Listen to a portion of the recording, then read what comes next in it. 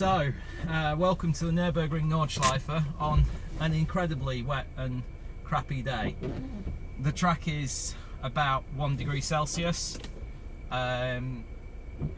It's pouring down with rain, there's standing water everywhere. On any other normal circumstances, I'd recommend that you wouldn't drive today. But if you're confident, not too overconfident, but if you're confident and you've got a good car, good tyres, and you know that you're not going to go too fast, then it's not a bad day to learn the circuit. It's all about attitude.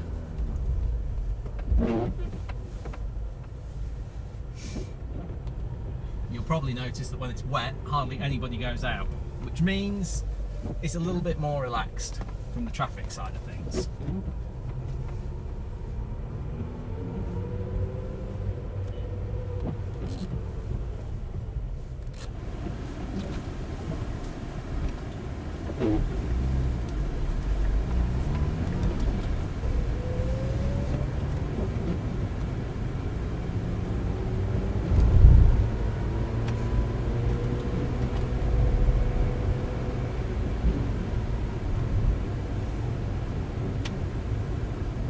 Now, if you find it's wet in the middle of summer, it might not be wet all the way around the track. That's the first thing about the Nürburgring, because you've got the track laid over a couple of different hills. Sometimes you have wet sections and sometimes you have dry sections. Today, it's predictably wet the whole way around, which is kind of good, you know. It lets you get a feel for how much grip there is, and it's fairly predictable. But not only do you need to know the circuit to drive fast in the wet, you need to know the different sections, the different surfaces. You need to know where the cambers change, where there's little dips in the tarmac that hold the water. As a rule, on a racetrack, driving the wet line, you just position the car a little bit to the outside of the normal racing line. Get two tyres off the rubbered in racing line, get them onto the virgin rough tarmac.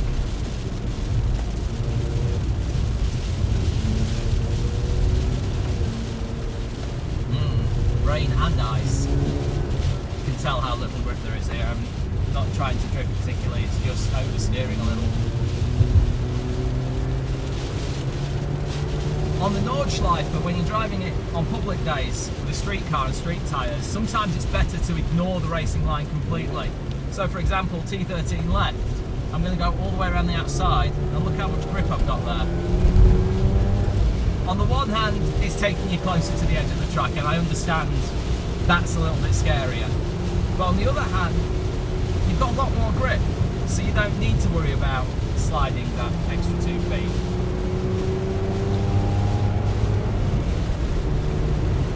A lot of people, instinct takes over, and they aim for the inside of every turn in the wet. And all that does is it stresses out the tyre, and you end up sliding at speeds you shouldn't be sliding at. So if I just dive for the apex here, it goes.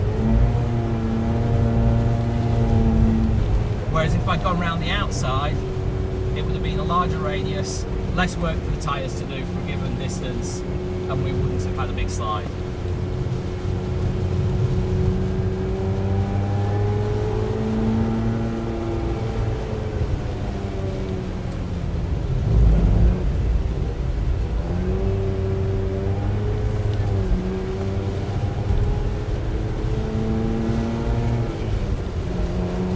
Now, as we leave the first section, we're leaving Hatzenbach and then Hocheichen, we're leaving them behind.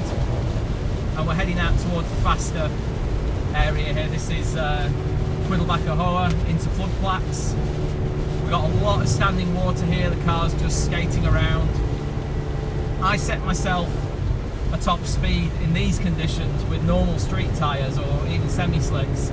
I don't go much above 120 kilometers per hour, to be honest.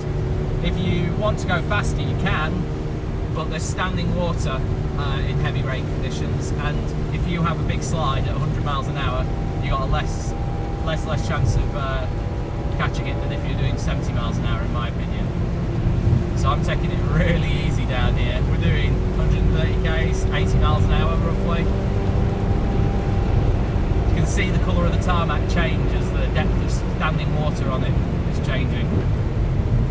So the sections that look darker and rougher and less reflective are often the sections which have a lot more grip. So here, for example, I brake off the racing line completely towards the centre of the track. And if you want to go fast, then the outside has got a lot more grip. So I'm in second gear and I'm going to give it gas. And it's only when we hit the racing line that the back end just slides a little bit.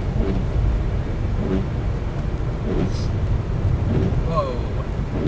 These rivers of water across the track, they're not always predictable. As certain depressions fill up, then new rivers will start across the track and it can change from lap to lap. At the bottom of the foxhole, be very neutral with the car. Don't steer too much, don't brake, don't lift off the gas. Just drive the car gently through the bottom. Now adding our forced. This is all leading up to the tight left-hander that any newbie will tell you is very easy to spin at. Your trick here is just to go slow because look how much understeer I can put on there if I want to. Of course we can also do oversteer. That's more fun.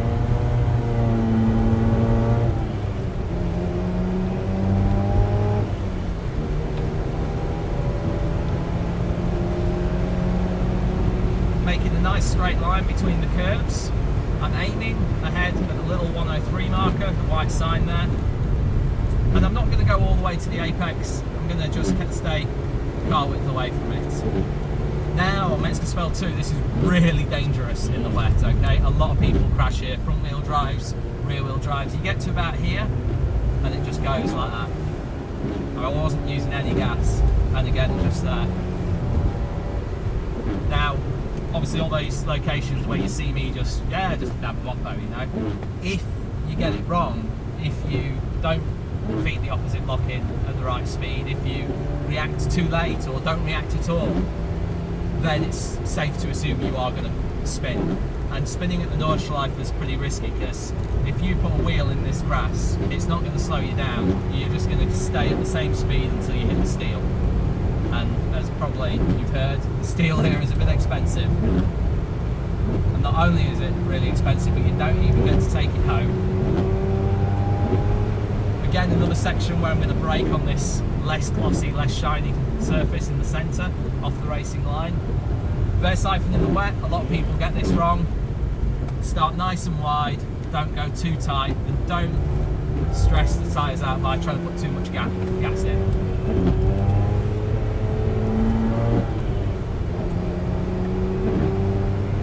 Now, somebody once told me that understeer is when you hit the guardrail with the front of the car, and oversteer is when you hit the guardrail with the back of the car.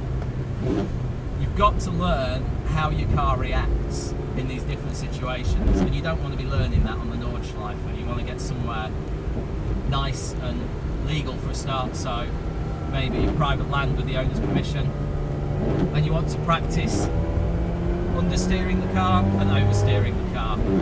Obviously, if you've got a front wheel drive car, then the only way you're going to oversteer is lift off oversteer really, or a little bit of braking very, very gently, depending on the brake bias.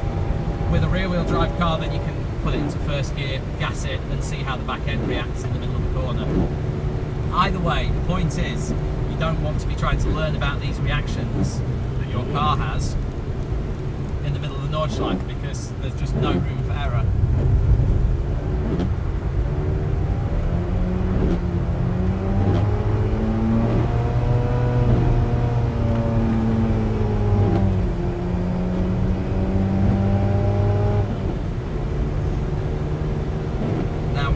High-speed section up here. This is called Kesselchen. Now this, in the wet, is one of the most dangerous corners. A lot of people will carry good speed through here because it feels relatively straight. So people will tip into this with 120k, 70 miles an hour. The trick is you apex it and then relax the wheel. Do not keep steering to the left. You do not want to exit that corner on the left-hand side. If you do, you've got the steering wheel primed, pointing left, okay? Then you hit a bump, the car goes up, the car comes down. When the car comes down, if your steering wheel is still pointing left and you're on the inside of that corner, the car will just bump steer into the left-hand side. And every day it's wet, somebody spins there. And you don't tend to just spin. To be honest, you spin then you hit the side. Like I said at the start, it's all about attitude. You've got to be sensible enough not to go too fast in the wet, because if you push it, if you just think, well, I'll just hang on to the back of this guy, he looks like he's doing alright, then you could have a big problem. You've got to be able to go slow and say, hey, I can't keep up with the guy in front, so what? This is another corner where on the outside, got lots of grip. If I switch to the inside, it's really slippery on the racing line. And all the time you're trying to make these decisions, you know, do I go for the racing line, which is the shortest way through the corner, or do I go for an outside line and try and get a bit more grip?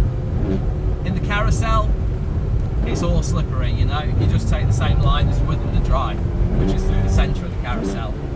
If you're not confident with that, if you don't like that wet concrete that is a bit slippy, then you can go around the outside. But be warned, the tarmac on the outside of the corner of the carousel is some of the worst conditions of the tarmac on the entire track. So you can't carry much speed through there. Now, as we're getting towards the second highest point on the track, Act, we're getting underneath the trees again. And I forgot to say at Hocheichen that the last corner is always covered in leaf mulch, all those ground up leaves. Well, it's the same all the way through here, particularly in winter. If you're off the racing line, you can expect there to be a lot of brown, slippery stuff.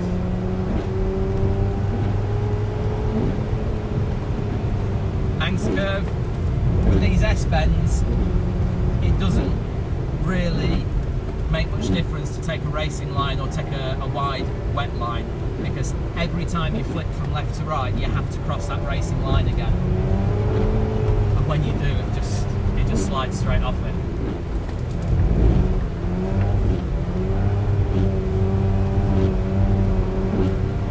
Braking nice and early, that's the other trick to driving the Nordschleife in the wet, is to get your braking done nice and early and in a straight line.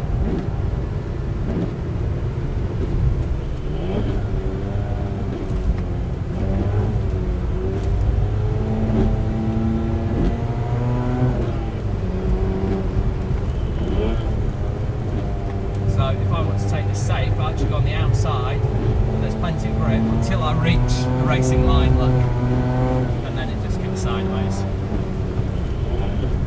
If I just stay on the racing line the whole way here, you can just see that's understeering to oversteer.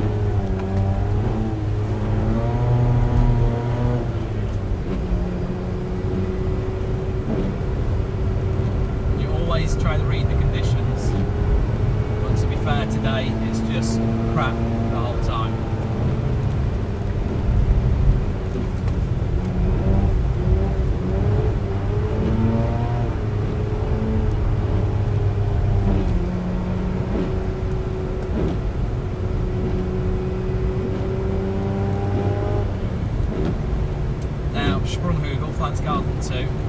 Be very careful over the crests. All these blind crests, if you dial in a bit of steering over the top and get it wrong, remember the car is going light for a second, so the steering's not going to react as you go over the crest.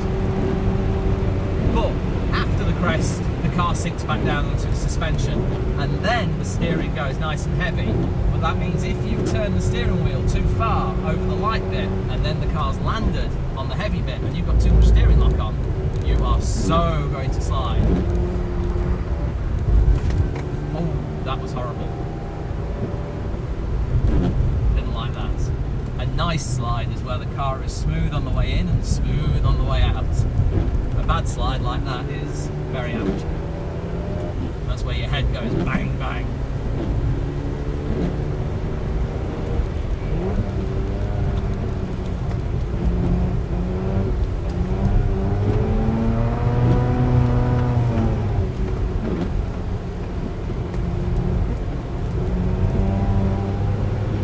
Now some places the tarmac changes, so here it's got grip, and just at the end it hasn't.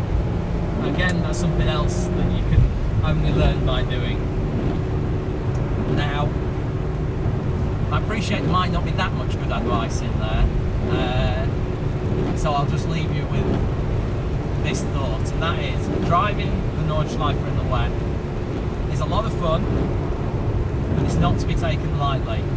And you just have to remember not to feel pressured into going too fast for your tastes, okay? If you know, hand on heart, that you're not going to catch a slide, then don't push the car so hard that you're going to have a slide, because if you can't catch a slide every single time it happens, you don't want to be sliding the car around the Nordschleife. You've got 70 odd opportunities to rear end the car into a barrier. You do not want to be pushing too hard, knowing that you can't slide the car and catch the car. So if you can't slide the car, just back it off a little bit. When you feel that understeer, just slow down. Alright, well, that's it really. I'm not even going to stop here. I'm just going home because not much else to do. I bid you farewell, internet viewer.